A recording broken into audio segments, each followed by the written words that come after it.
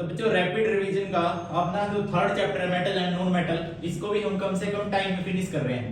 तो सबसे पहले मेटल क्या होता है? मेटल वो होता है जो इलेक्ट्रॉन का लॉस कर और पॉजिटिव आयन बनाएगा। नॉन मेटल क्या होता है? जो इलेक्ट्रॉन को गेन करेगा और नेगेटिव आयन बनाएगा। अब मेटल नॉन मेटल में डिफरेंस, या फिर मैं बोल सकता हूं इसकी फिजिकल प्रॉपर्टीज क्या क्या होंगी। जो मेटल है उसकी इलेक्ट्रॉनिक कॉन्फ़िगरेशन होगी 1 2 3, जबकि जो नॉन मेटल है उसकी इलेक्ट्रॉनिक कॉन्फ़िगरेशन होगी 4 5 6। या फिर जो इलेक्ट्रोपॉजिटिव कैरेक्टर वो मेटल शो करेगा, non metal electronegative character show करेगा।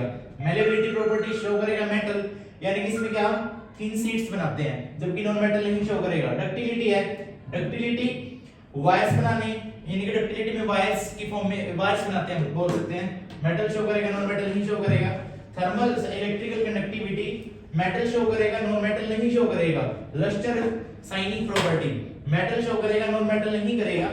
मेल्टिंग और बॉइलिंग पॉइंट इसका हाई होता है, इसका लो होता है कंडक्टिविटी के टाइम पे। नेक्स्ट हम चल रहे हैं। नेक्स्ट आ रहा अपना, देखो कुछ एक्सेप्शंस है। हमने बोला मेटल हार्ड होते हैं, लेकिन जो मरकरी है वो रूम टेंपरेचर पे लिक्विड होगा, गैलियम है वो सॉफ्ट होगा, ठीक है। और जो ग्रेफाइट है नॉन मेटल कंडक्टिविटी शो करेगा, क्योंकि नॉन मेटल करते नहीं है। डायमंड है सॉफ्ट होते हैं नॉन मेटल, लेकिन ये हार्ड होता है, ठीक है। तो ये एक्सेप्शन है। उसके बाद केमिकल रिएक्टिविटी ऑफ मेटल की, जो मेटल है वो किस किस के साथ रिएक्ट करेगा। फर्स्ट है combination with oxygen, first react करेगा ऑक्सीजन के साथ। सोडियम ऑक्सीजन के साथ रिएक्ट कर रहा है तो सोडियम ऑक्साइड बना रहा है। रिएक्शन विद ऑक्सीजन हाइड्रोजन, जब मेटल हाइड्रोजन के साथ रिएक्ट करेगा तो लिथियम हाइड्राइड बना रहा है। रिएक्शन विद वाटर, जब सोडियम वाटर के साथ रिएक्ट करेगा तो क्या बनाएगा? NaOH प्लस हाइड्रोजन गैस निकलेगी, यानी कि बेस बनाएगा। उसके बाद displacement of metal from metal oxide, metal oxide से क्या करना है? मेटल को डिस्प्लेस करना है। CO प्लस Mg, तो क्या बना? MgO plus Cu। उसके बाद है reaction of metals with acid, metal जब एसिड के साथ रिएक्ट करेंगे तो हाइड्रोजन गैस निकलती है, पढ़ा था। Displacement of metal from salt, salt से मेटल को डिस्प्लेस करना है तो Fe+CSO4 डिस्प्लेसमेंट रिएक्शन पढ़ी थी हमने, बनेगा FeSO4 प्लस Cu। यहां पे एक पॉइंट दो, एसिड के साथ जब रिएक्ट कर रहा है तो यहां पे एक्वारिजिया, एक्वारिजिया के बारे में पूछते हैं। इसमें कंसंट्रेशन होती है HNO3 और HCl की, किस रेशियो में? 1:3 में, ठीक है। नेक्स्ट हम बात कर रहे हैं chemical reactivities of non metal. पहले मेटल की और नॉन मेटल की। तो कॉम्बिनेशन विद ऑक्सीजन, कार्बन जब ऑक्सीजन के साथ रिएक्ट कर रहा है तो CO2 बना रहा है। जब सल्फर हाइड्रोजन के साथ रिएक्ट कर रहा है तो हाइड्रोजन सल्फाइड बना रहा है। रिएक्शन विद वाटर, जब आयरन सॉरी फ्लोरीन जब वाटर के साथ रिएक्ट कर रहा है तो बना रहा है hydrogen fluoride plus oxygen gas वहां पे निकल रही है। Reaction of metal with acid, जब मेटल एसिड के साथ रिएक्ट करेगा तो क्या बनाएगा? H2SO4 plus NO2। या फिर जब रिएक्शन क्लोरीन के साथ होगी, किसकी? नॉन मेटल की, फास्फोरस है, क्लोरीन के साथ तो क्या बनेगा? फास्फोरस ट्राइक्लोराइड, ठीक है। नेक्स्ट हम चल रहे हैं। नेक्स्ट अपना ionic bond formation. Ionic bond बनता कैसे है? जब मेटल इलेक्ट्रॉन को ट्रांसफर करता है किसकी तरफ? नॉन मेटल की तरफ, तो क्या बनता है? Ionic bond. Loss of electron कौन करेगा? मेटल। नॉन मेटल उनको गेन करेगा। Transfer of electrons complete transfer होगी तो क्या बनेगा? अपना आयनिक बॉन्ड बनेगा। इसकी फिजिकल प्रॉपर्टीज क्या है आयनिक बॉन्ड फॉर्मेशन के लिए? फिजिकल नेचर सॉलिड होगा, मेल्टिंग और बॉइलिंग पॉइंट हाई होगा। क्यों? क्योंकि इसमें आयनिक अट्रैक्शन, ये जो इंटर आयनिक अट्रैक्शन है वो ज्यादा होगी, या फिर इंटर आयनिक अट्रैक्शन होगी। सॉल्युबिलिटी है, वाटर के अंदर सॉल्युबल होंगे, इनसॉल्युबल होंगे like benzene. Electrical conductivity molten और एक्वस फॉर्म में शो करेंगे। उसके बाद है नेक्स्ट अपनी रिएक्टिविटी सीरीज। रिएक्टिविटी सीरीज में क्या होता है? जो मेटल है, मेटल को अरेंज किया गया है अकॉर्डिंग डिक्रीजिंग ऑर्डर में, ठीक है, अकॉर्डिंग टू देयर रिएक्टिविटी। जो सबसे टॉप में होंगे वो मोस्ट रिएक्टिव होंगे, जो बॉटम में होंगे वो कम रिएक्टिव होंगे। ये रिएक्टिविटी सीरीज।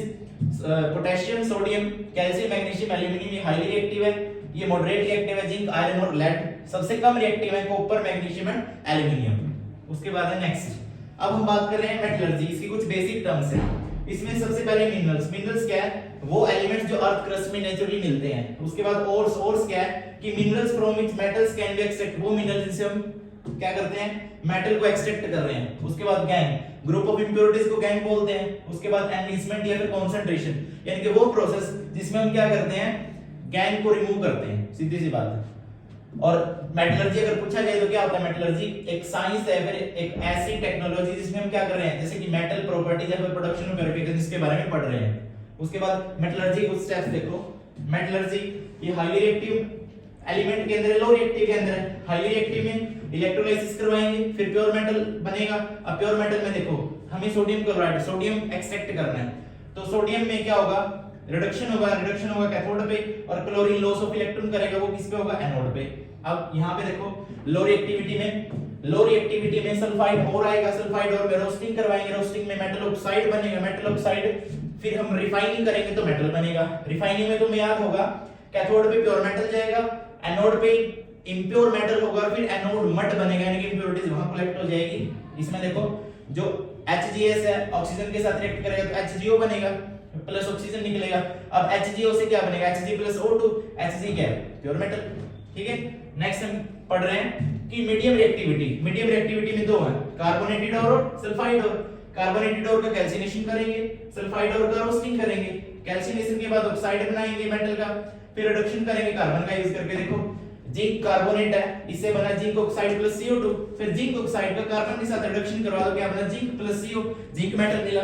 यहाँ पे रोस्टिंग करवाओगे, रोस्टिंग में देखो जिंक सल्फाइड की ऑक्सीजन के साथ रिएक्ट करवाओगे तो जिंक ऑक्साइड बना ना, तो SO2, और जिंक ऑक्साइड का कार्बन के साथ रिडक्शन करवा दो तो क्या बना, जिंक मेटल एक्सट्रैक्ट हो गया। उसके बाद एलॉय देख लो, एलॉय क्या है, ब्रास मिल रहा है, कॉपर प्लस जिंक के एलॉय क्या होता है, मिक्सचर होता है मेटल का मेटल के साथ, ये मेटल का नॉन मेटल के साथ। ब्रास, ब्रॉन्ज और सोल्डर के बारे में, इनको हम यूज करते हैं ब्रॉन्ज और सोल्डर को इलेक्ट्रिकल जो डिवाइसेस उनको बनाने में। जैसे कि प्योर गोल्ड है, प्योर गोल्ड में हम कोई ना कोई मेटल ऐड करते हैं उसको 22 कैरेट बनाने के लिए। ठीक है, थर्माइट प्रोसेस है, इसमें मेटल को एक्सट्रैक्ट किया जाता है मेटल ऑक्साइड से एल्युमिनियम पाउडर का यूज करके, हाईली एक्सोथर्मिक प्रोसेस होती है। तो ये आपका चैप्टर था, थैंक यू।